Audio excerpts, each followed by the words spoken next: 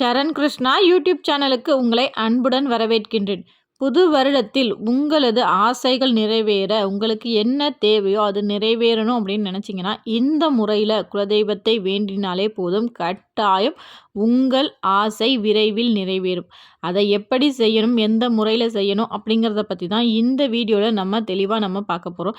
நம்ம சேனலில் உள்ள வீடியோவை ஃபஸ்ட் டைம் நீங்கள் பார்க்குறீங்க அப்படின்னா மறக்காமல் நம்ம சேனலை சப்ஸ்கிரைப் பண்ணி வச்சுக்கோங்க. நம்ம சேனலில் தொடர்ந்து குலதெய்வ பதிவுகள், ஆன்மீக தகவல்கள் வந்து கொண்டே இருக்கும். வாங்க வீடியோக்குள்ளே போகலாம்.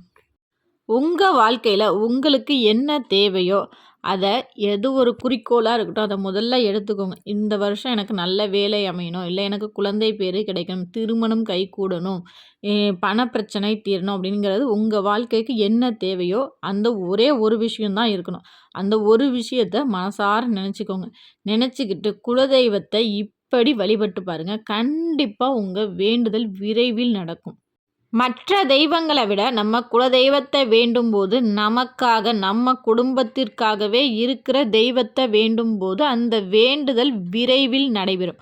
அதனால தான் குலதெய்வத்தை நினச்சி ஒவ்வொரு விஷயமும் நம்ம ஆரம்பிக்கும் போதும் செய்யும்போது அது வெற்றியில் மட்டுமே முடியும். ஆண்கள் பெண்கள் இருவருமே இந்த பரிகாரத்தை தாராளமாக செய்யலாம். இதற்கு 4 கிழமை கிடையாது. ஆனால் இதை செய்யும்போது அன்றைய ஒரு தினத்தில் தான் நீங்கள் செய்ய போகிறீங்க. இது தினமும் செய்கிற பரிகாரமோ வாரம் செய்கிற பரிகாரம் கிடையாது. ஒரே ஒரு நாள் தான் செய்ய போகிறீங்க. இந்த பரிகாரத்தை செய்யும்போது பெண்களுக்கு மாதவிடாய் காலங்கள் இருக்கக்கூடாது. பெண்கள் அசைவம் சாப்பிடக்கூடாது. ஆண்கள் பெண்கள் இருவருமே அசைவம் சாப்பிடக்கூடாது. உடல் அளவிலும் மனதளவிலும் சுத்தமாக இருக்க வேண்டும். இந்த பரிகாரத்தை நீங்கள் செய்கிற அன்னைக்கு காலையில் எழுந்து பிரம்ம முகூர்த்தத்தில் செய்வது ரொம்ப சிறப்பு. பிரம்ம முகூர்த்தத்தில் செய்ய முடியாதவங்க ஒரு 6 மணிக்கு எழுந்து குளித்து முடிச்சுட்டு உங்கள் பூஜை அறைக்கு போங்க. பூஜை அறைக்கு போய் இதற்காக நீங்கள் செலவு பண்ணுற பணம் அப்படின்னு பார்த்தீங்கன்னா ஒரு 10 ரூபாய் அப்படின்னு தான் இருக்கும். அதிக செலவும் கிடையவே கிடையாது. ஆனால் அதிக பலன்களை ஏற்படுத்தக்கூடிய ஒரு அற்புதமான பரிகாரம். இந்த பரிகாரத்தை செய்வதற்கு முதல் நாளே நாட்டு மருந்து கடையில் இந்த பரிகாரத்துக்கு தேவையான ஒரே ஒரு பொருள் தான். அது வசம்பு.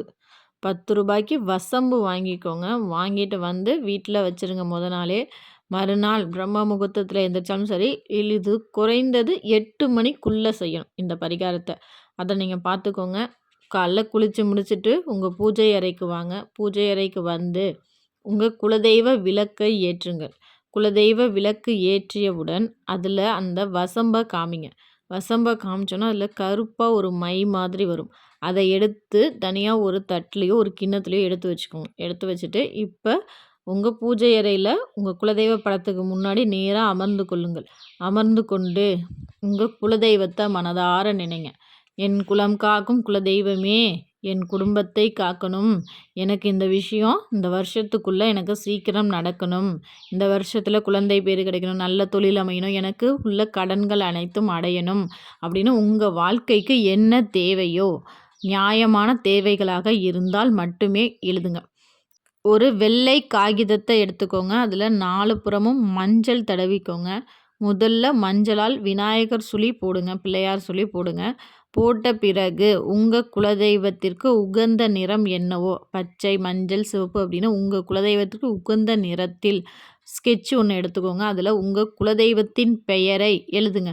ஸ்ரீ உங்கள் குலதெய்வம் துணை, உங்கள் குலதெய்வத்தின் பேர் என்னவோ உங்கள் குலதெய்வம் துணை அப்படின்னு சொல்லி எழுதிட்டு அதற்கு கீழே அந்த மை வச்சுருக்கீங்க பார்த்தீங்களா, அந்த மையினால் உங்கள் வாழ்க்கைக்கு தேவையான அந்த ஒரு விஷயத்தை அந்த மையினால் எழுதுங்க. வசம்பை கருக்கிய அந்த கருப்பு சாம்பலை மை மாதிரி குழைத்து அதில் நீங்கள் எழுதுங்க.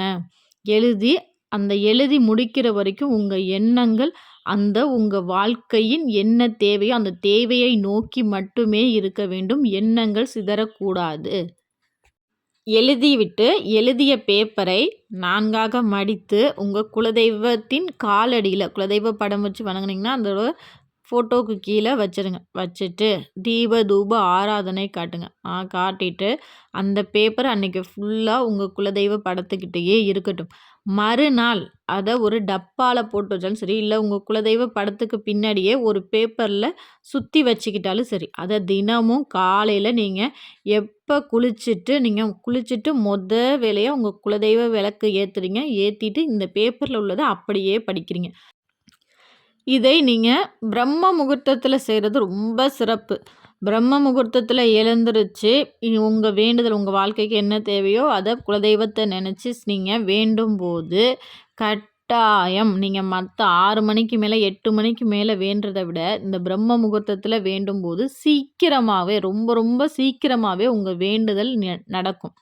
இல்லை எங்களால் பிரம்ம முகூர்த்தத்தில் எந்திரிக்க முடியாது, உடல் உபாதைகள் எங்களுக்கு இருக்குது, எங்களுக்கு சின்ன பிள்ளைங்க இருக்கிறதுனால எங்களால் எந்திரிச்சு செய்ய முடியாதுன்னு நினைக்கிறவங்க ஒரு 8 மணிக்குள்ளே எழுந்திரிச்சு குளிச்சுட்டு உங்கள் குலதெய்வ விளக்கை ஏற்றிட்டு அந்த விளக்குக்கு நேராக அமர்ந்து உங்கள் வேண்டுதல் என்னவோ அதை தொடர்ந்து சொல்லுங்கள். அதற்கு முன்னாடி ஒரு 11 முறை உங்கள் குலதெய்வத்தின் பெயரை சொல்லிக்கோங்க.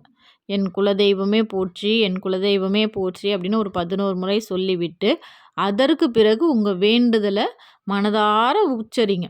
எனக்கு இன்னது வேணும், என்னோட வருங்காலத்திற்கு இது தேவை, எனக்கு கட்டாயம் இது வேணும் அப்படின்னு சொல்லி மனதார ஒரு 5 நிமிஷம் அமைதியாக பொறுமையாக உட்காந்து வேண்டுங்க. இது போல் நீங்கள் தொடர்ந்து செய்யும்போது குறிப்பிட்ட காலத்துக்குள்ளேயே ஒரு மாதம் 3 மாதத்துக்குள்ளேயே நல்ல மாற்றம் ஏற்படும். உங்களுக்கு எந்த விஷயம் நடக்கணும்னு நினச்சிங்களோ அந்த விஷயம் நடக்கிறதுக்கான அறிகுறிகள் 1 மாதத்துலேயே தெரிய வரும். அந்த 1 வருஷத்துக்குள்ளே கட்டாயம் உங்கள் வாழ்க்கையில் என்ன தேவைன்னு நீங்கள் நினச்சிங்களோ அது கட்டாயம் நடக்கும். 1 வருஷத்துக்கு முன்னாடியே கட்டாயம் நடக்கும். அந்த மாதிரி உங்கள் வேண்டுதல் நிறைவேறியவுடன் அந்த காகிதத்தை நீங்கள் எப்போ குலதெய்வ கோயிலுக்கு நீங்கள் போகிறீங்களோ, உங்கள் வேண்டுதல் நிறைவேறியவுடன் எப்போ நீங்கள் குலதெய்வ கோயிலுக்கு போகிறீங்களோ அப்போ அந்த பேப்பரை மறக்காமல் எடுத்துகிட்டு போங்க. எடுத்துகிட்டு போய் அதில் ஒரு ரூ. 100 உள்ளே வச்சு, என்னுடைய வேண்டுதலை இவ்வளோ சீக்கிரம் எனக்கு நடத்தி கொடுத்த என் குலதெய்வமே உனக்கு கோடான கோடி நன்றிகள் அப்படின்னு சொல்லி மனதார நன்றி சொல்லி அந்த பேப்பரில் ஒரு ரூ. 100 வச்சு உங்கள் குலதெய்வ உண்டியலில் செலுத்திடுங்க. இது போல் நீங்கள் கட்டாயம் செஞ்சு பாருங்கள். கை மேலே பலன் தரக்கூடிய ஒரு அற்புதமான எளிய பரிகாரம். அது குலதெய்வத்தை வேண்டி நம்ம செய்யும்போது நம்மளோட வேண்டுதல் விரைவில் நடைபெறும். கண்டிப்பாக யாருமே மிஸ் பண்ணாதீங்க. எல்லாருமே செஞ்சு பாருங்கள். நீங்கள் உங்கள் குலதெய்வ கோவிலுக்கு எப்பெல்லாம் போவீங்க, ஒரு வருஷத்தில் எத்தனை முறை போவீங்க அப்படிங்கிறத மறக்காமல் எங்களோட கமெண்ட் செக்ஷனில் ஷேர் பண்ணிக்கோங்க. கண்டிப்பாக இந்த வீடியோ உங்களுக்கு பயனுள்ளதாக இருக்கும் என்ற நம்பிக்கையில் மற்றொரு வீடியோவில் சந்திக்கிறேன். இந்த வீடியோ உங்களுக்கு பிடிச்சிருந்தால் லைக் பண்ணுங்கள், ஷேர் பண்ணுங்கள், மறக்காமல் சப்ஸ்கிரைப் பண்ணுங்கள். சரண் கிருஷ்ணா யூடியூப் சேனல். நன்றி, வணக்கம்.